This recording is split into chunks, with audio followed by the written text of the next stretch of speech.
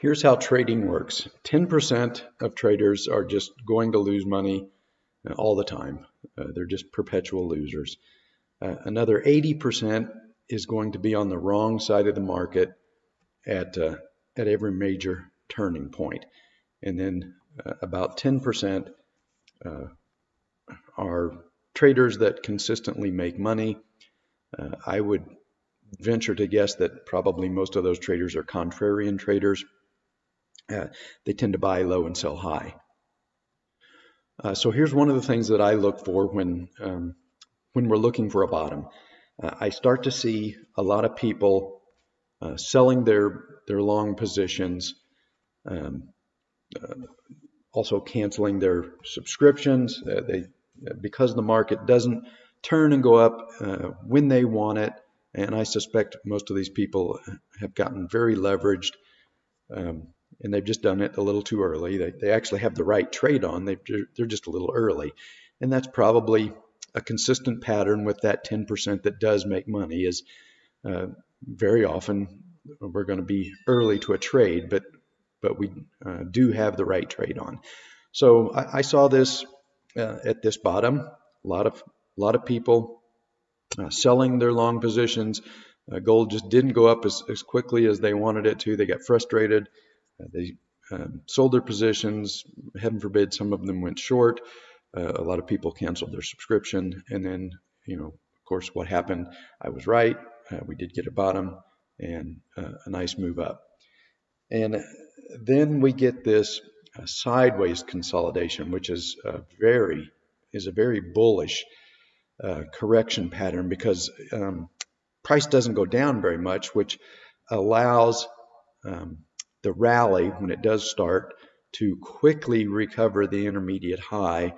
And when that happens, then you tend to get a breakout that produces a sustained move. And you can see here that's exactly what happened. Very shallow correction, even though it did run for an extended period of time. And it frustrated traders. And again, the same thing happened. A lot of people selling their long positions right here because the market wasn't doing what they wanted it to do as quickly as they wanted it to do it. So they assumed that it was just going to keep going down and that I was wrong and that gold was not going to go up and that a long trade was not the correct trade. And of course, they were wrong again, and I was right, and I was right big time. This is a very bullish correction pattern, and it produced a very powerful trending move. And I warned people this was going to happen. I said at the time that this rally was very difficult to make money. There was a lot of volatility, a lot of deep pullbacks, very hard to hold positions. And I predicted that the next rally would be completely different. It would be a very strongly trending move, very easy to make money. Well, of course, it was easy to make money if you could hang on through the bottoming process, which we did, but of course a lot of people did not. They got frustrated and gave up here at the bottom, and then they missed this. And then they get bullish up here, and so they end up buying the top. The same thing is happening now. I'm starting to see a lot of people getting frustrated because gold isn't going up as quickly as they want it to, so they assume that I'm wrong and that gold is just going to go down. And all that is happening is that we have 1 or 2 bullion banks that have a very large short position, and they're trying to get out of that short position. So they're trying to manufacture a sell-off so that they can cover those shorts at lower prices and make a profit.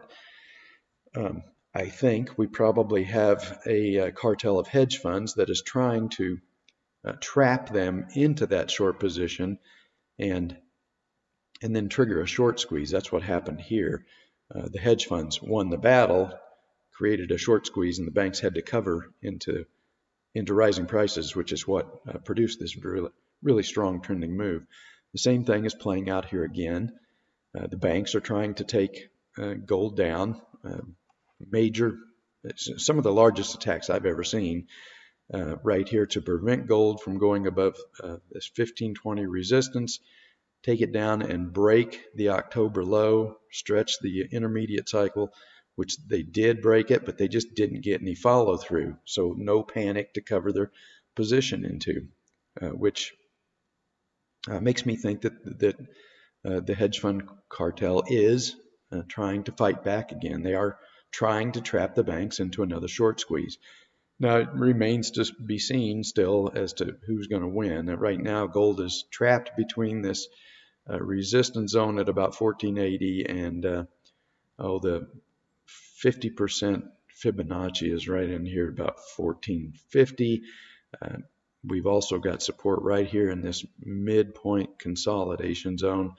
So, it's up in the air at the moment as to which side is going to win this battle. But it doesn't matter either way, whether the banks win this time and they can take gold back down, break this recent low, and then cover their shorts into slightly lower prices. Doesn't change the fact that they are going to cover those shorts, and there is going to be another intermediate rally, and this sideways consolidation pattern, very similar to this one, is a very bullish pattern in that the correction is mostly taking place over time, not so much as a sharp move down. And so from the top here to where we're at on Friday, gold has only lost about $100. And so it's not going to take much of a rally during a first daily cycle to completely recover that. And then if we get a breakout above this resistance zone here at about 1560, and we get it early in an intermediate cycle like we did with this breakout, then you have the setup for another very strong trending move. And I think that is what is setting up right here.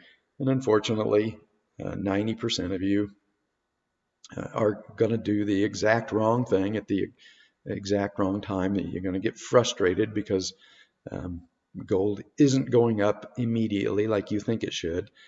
And especially if the banks can succeed in bringing gold down and breaking below this recent low, I'm going to see a lot more people throw in the towel. A lot more people are going to cancel their subscription, and the result is going to be the exact same thing as the last two times these people did this.